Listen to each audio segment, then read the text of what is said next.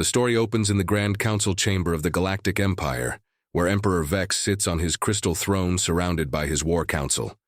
The massive alien ruler, with his 4 arms and towering 8-foot frame, studies holographic reports of human activities in the Outer Rim territories.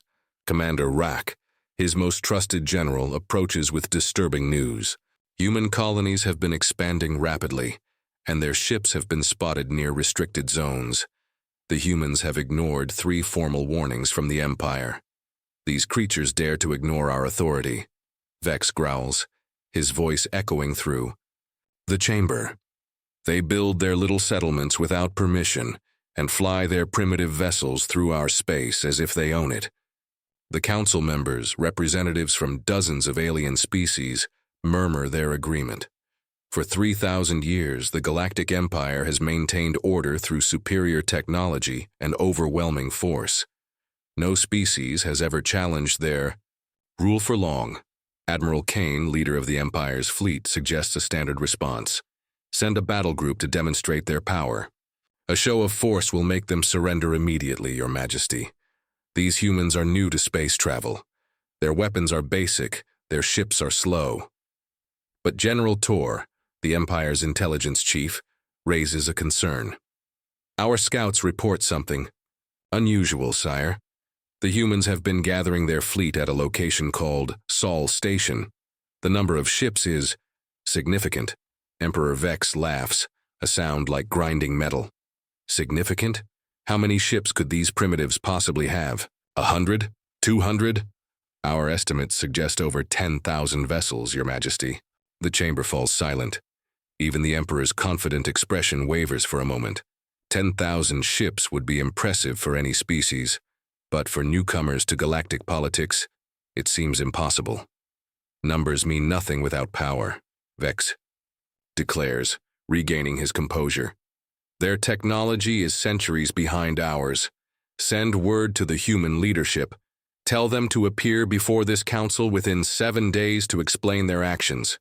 If they refuse, we will remind them why the Empire rules the galaxy. Meanwhile, in the human colony of New Terra, Captain Tom receives the Imperial summons. The weathered veteran reads the message twice before calling an emergency meeting with the colony's leaders. They want our leadership to bow before their Emperor. Tom explains to the gathered civilians and military personnel. They're treating us like children who broke a rule. Dr. Lisa, the colony's chief scientist, shakes her head in disgust. We've done nothing wrong. We settled in unclaimed systems and defended ourselves when pirates attacked our traders. The Empire doesn't see it that way, replies Colonel Jack, commander of the local defense force.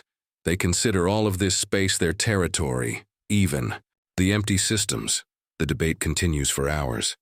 Some colonists favor negotiation, hoping to avoid conflict.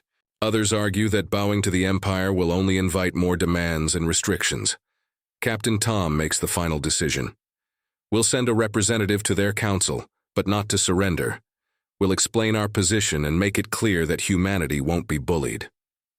As preparations begin for the journey to the Imperial capital, Tom contacts Admiral Ben, commander of the human fleet at Sol Station. The conversation is brief, but meaningful. The Empire expects us to come crawling, Tom reports. They think our ships are primitive and our weapons are weak. Admiral Ben's voice crackles through the communication device.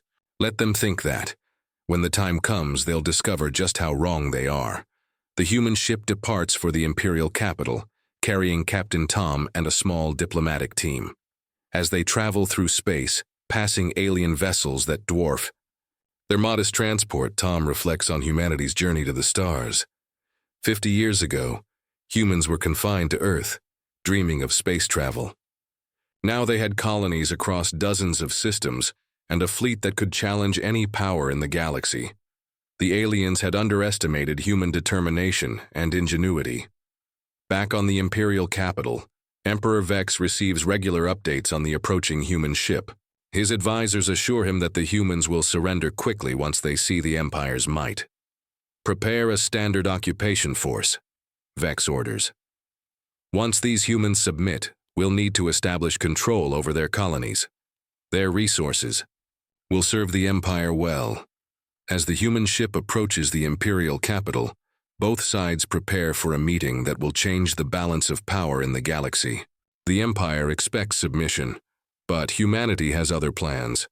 The stage is set for a confrontation that will shock the alien rulers and demonstrate that Earth's children are far from the primitive species the galaxy believes them to be. Captain, Tom's diplomatic vessel enters the massive space station orbiting the Imperial capital. The structure stretches for hundreds of kilometers, its crystalline towers gleaming with alien technology. Docking bays designed for ships 10 times larger than the human vessel make Tom's transport look like a toy. As Tom and his team disembark, they're met by Imperial Guard Captain Zool, a reptilian alien whose scales shimmer with built-in armor plating. "You will follow protocol," Zool hisses through his translator device. "Remove all weapons and submit to scanning." "We come in peace," Tom replies calmly, handing over his sidearm. "We're here to discuss our colonies and trade routes." The scanning process reveals something that puzzles the alien guards. The humans carry no exotic weapons or advanced technology, just basic communication devices and simple tools. Their clothing appears primitive by galactic standards, made from natural fibers rather than synthetic materials.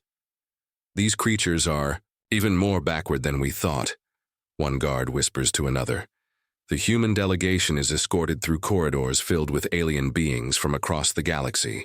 Tall, graceful beings with multiple eyes observe the humans with curiosity. Heavily armored species nod respectfully to the Imperial guards. Everyone seems to know their place in the Empire's hierarchy. In the council chamber, Emperor Vex sits, surrounded by his advisors and military commanders. The chamber itself is designed to intimidate, with walls that stretch up into darkness and holographic displays showing the Empire's vast territory. "Approach," Vex commands, his voice amplified, to shake the floor beneath the human's feet. Tom steps forward without fear, meeting the Emperor's gaze directly. This surprises the alien ruler, who is accustomed to species bowing or cowering in his presence. "I am Captain Tom, speaking for the human colonies in the Outer Rim." Tom begins. "We received your message and came to discuss our mutual interests." "Mutual interests?" Vex's laugh echoes through the chamber. "You have built settlements in Imperial space without permission. Your ships travel through our territory without proper authorization. You will submit to Imperial rule immediately." Tom remains, calm despite the tension in the room. "With respect, Your Majesty, we surveyed those systems thoroughly before settling. They were uninhabited and unclaimed. We've harmed no one and simply wish to live in peace." Admiral Kane steps forward, his insectoid features twisted in contempt. "Peace? Your species has been expanding aggressively, building weapons and gathering fleets. Our intelligence reports suggest you're preparing for war." "We defend ourselves when attacked by pirates," Tom responds. "Any species has that right. Rights are granted by the Empire," General Tor interjects, his metallic voice cold and mechanical. "You have no rights beyond what we allow." The debate continues for an hour, with the aliens making increasingly aggressive demands. They want the humans to dismantle their colonies, surrender their ships, and accept Imperial governors to rule over them. Tom listens patiently to each demand before responding. "I understand your position, but humanity cannot accept these terms. We've done nothing to threaten the Empire. We simply want to live freely in space that belongs to no one." Emperor Vex's patience finally snaps. "Belongs to no one? All space belongs to the Empire. We have ruled this galaxy for 3,000 years, and we will continue to rule it for 3,000 more." The Emperor rises from his throne, his massive form casting shadows over the human delegation. "You have one final chance, human. Submit now, or face the consequences of defying the Empire." Tom takes a deep breath before responding. "We choose freedom, Your Majesty. Humanity will not bow to anyone." The council chamber erupts in shocked murmurs. No species has ever refused the Empire so directly.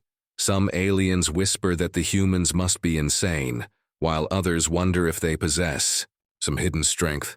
So be it, Vex declares, his voice filled with cold fury. Admiral Kane, prepare the Third Fleet for immediate deployment. These humans will learn why the Empire is feared across the galaxy. As the human delegation is escorted away under guard, Tom manages to activate a small communication device hidden in his jacket. He sends a single coded message. The die is cast.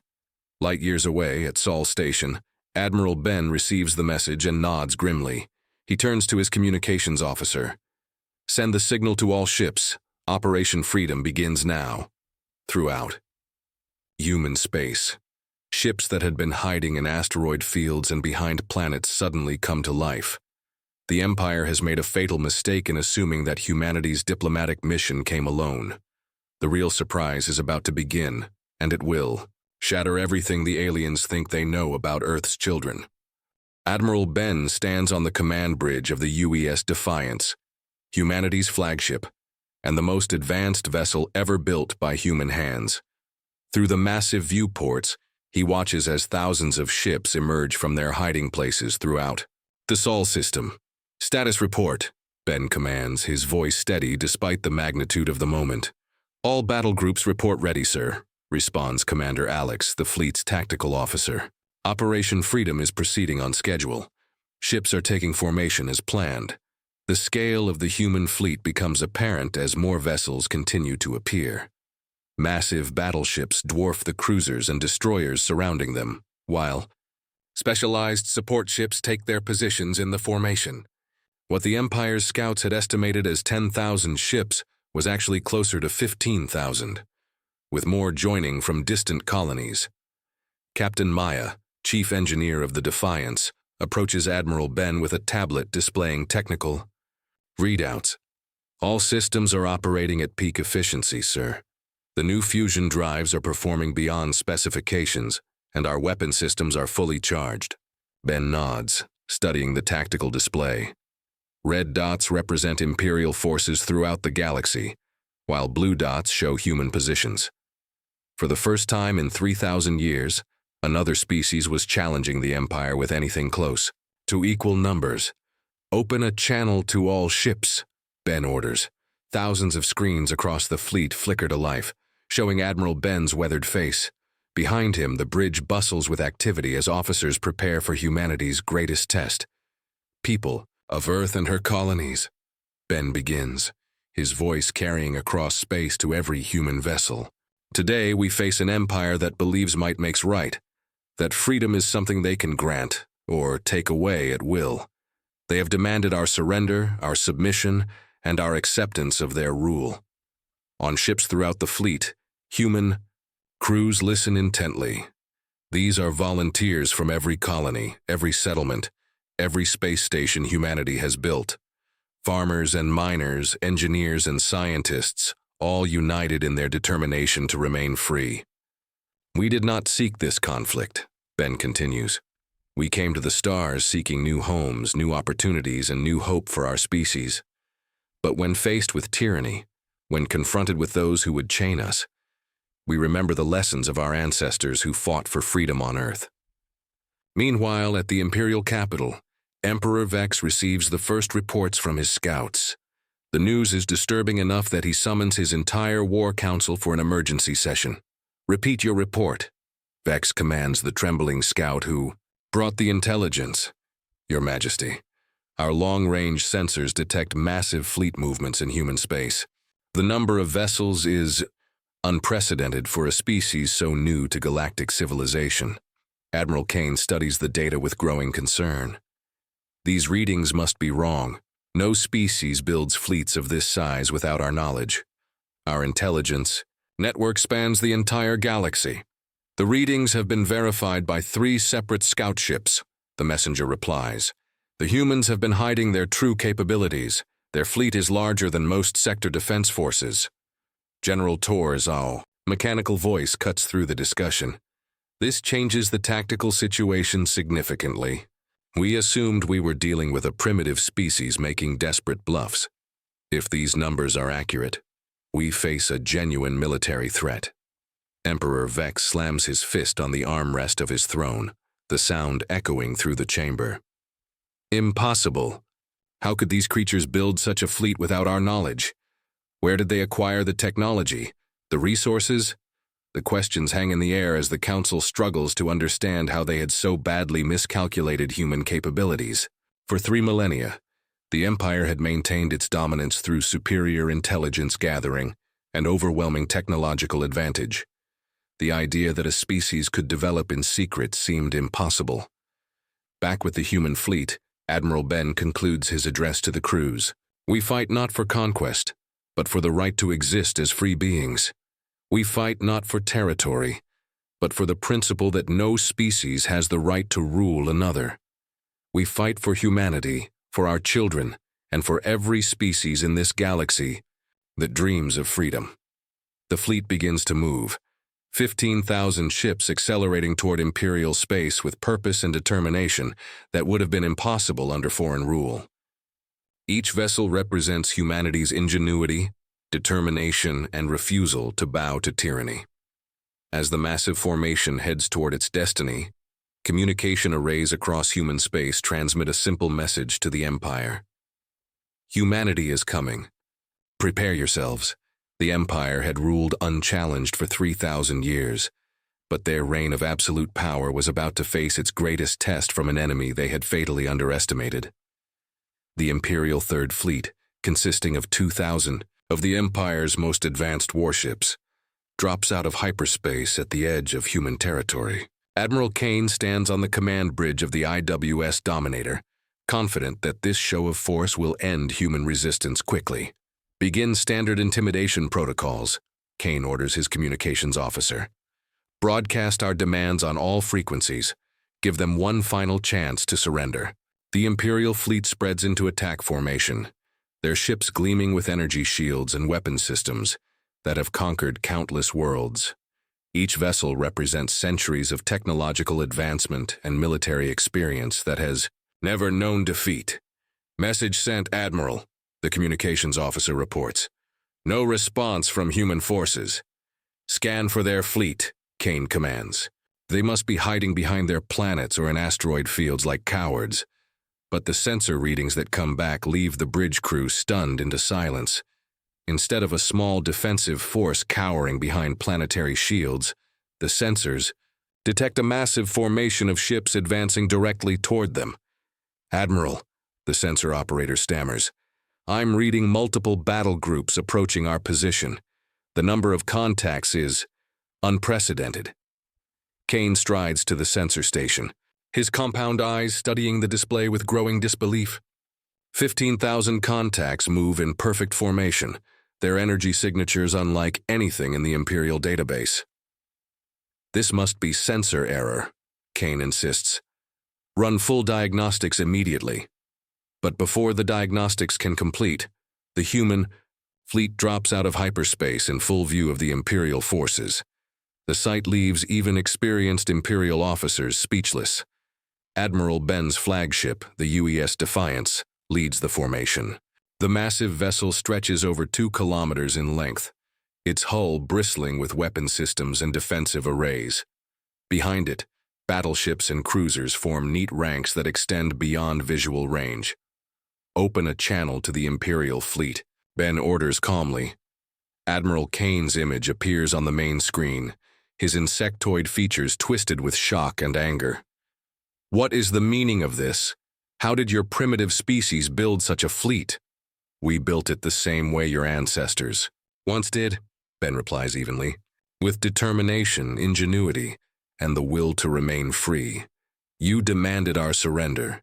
Instead, we offer you the chance to withdraw from human space peacefully.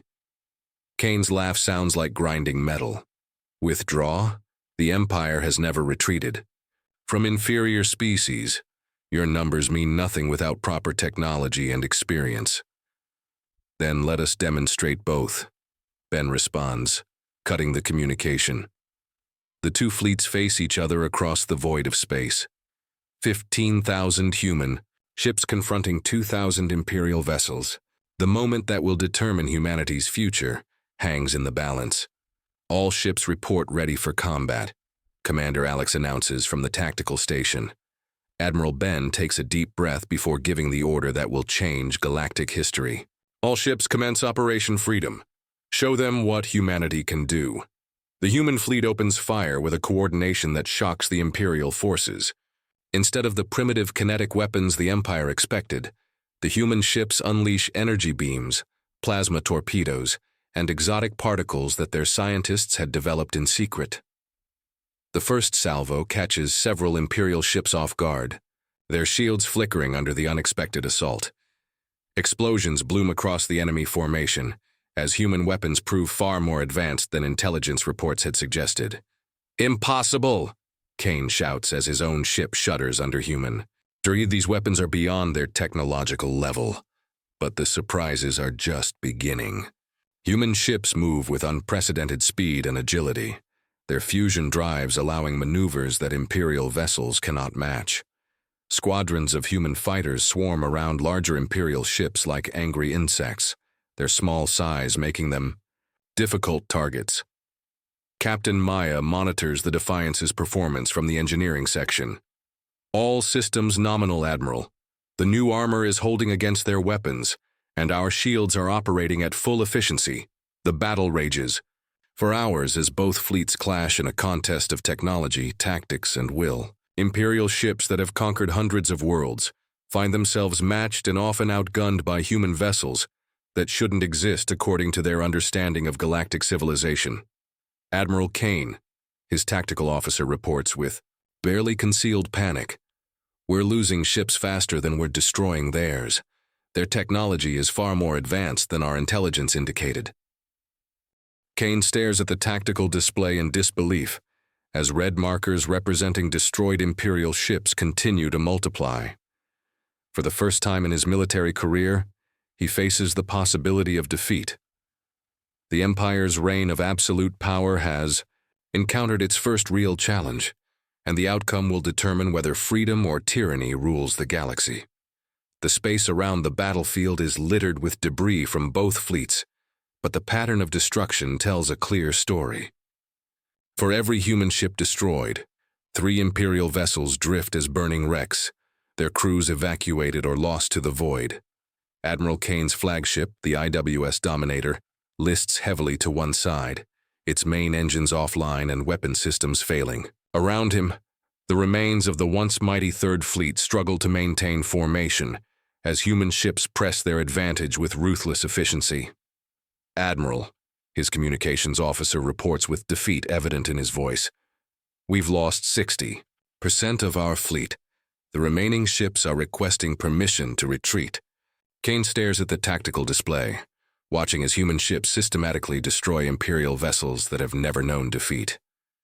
The impossible has happened. The Empire's military superiority has been shattered by a species they considered primitive. "Send a message to the human fleet," Kane finally orders. "Request terms for surrender." On the bridge of the UES Defiance, Admiral Ben receives the Imperial surrender request with grim satisfaction.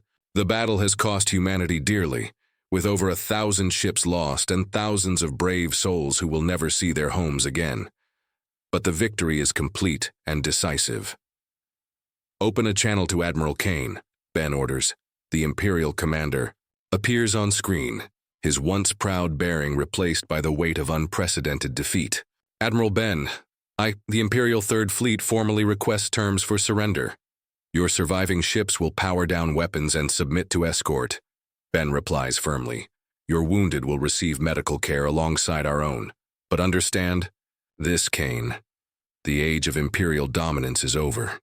Word of the battle spreads across the galaxy at the speed of light, carried by traders, diplomats, and refugees from the conflict zone. On 1,000 worlds, subject species who have lived under Imperial rule for generations whisper in amazement that someone has finally stood up to the Empire and won. At the Imperial capital, Emperor Vex receives the news of his fleet's destruction, with disbelief that quickly turns to rage. "Assemble the First and Second Fleets immediately," he roars at his remaining advisors. "We will crush these humans with overwhelming force." But General Tor's mechanical voice cuts through the Emperor's fury with cold logic. "Your Majesty, If we commit our remaining fleets and lose, the Empire will fall. Subject species across the galaxy are already showing signs of rebellion. We must consider alternatives. The word hangs in the air like a death sentence. For 3,000 years, the Empire has never considered alternatives to total dominance. The concept of negotiation, of compromise, is alien to their way of thinking. Meanwhile, Captain Tom is released from Imperial custody as news of humanity's victory reaches the capital. He walks through corridors filled with alien beings who now look at him with a mixture of fear and respect rather than contempt. "Your people have changed everything," Guard Captain Zool tells him as they reach Tom's ship. "The Empire will never be the same." Tom nods solemnly. "That was never our goal. We just wanted to be free."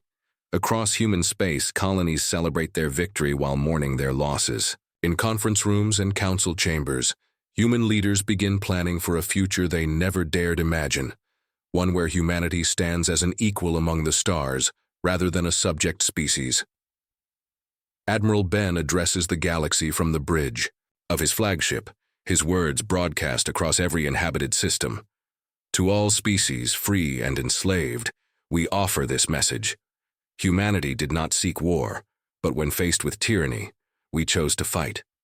We stand ready to defend any species that desires freedom from oppression." The response is immediate and overwhelming. Dozens of species reach out to humanity, seeking alliance, protection, or simply the hope that change is possible. The galaxy's power structure, stable for millennia, begins to shift as subject species consider possibilities beyond imperial rule. Emperor Vex, isolated in his palace as rebellions break out across his territory, finally faces the reality that his empire's absolute power has been broken. The galaxy has seen that the supposedly invincible Imperial fleet can be defeated, and that knowledge spreads like wildfire among the oppressed. 3 months after the battle, representatives from humanity and the Empire meet at a neutral space, stationed to negotiate the first peace treaty the Empire has ever signed as an equal, rather than a conqueror. The agreement establishes human independence and sets precedents for other species seeking freedom. As Admiral Ben watches the signing ceremony, he reflects on how far humanity has come, from a single world to a galactic power, from subjects to equals, from dreams of freedom to the reality of independence. The galaxy will never be the same, and for billions of beings across the stars, that change represents hope for a better future, free from tyranny and oppression.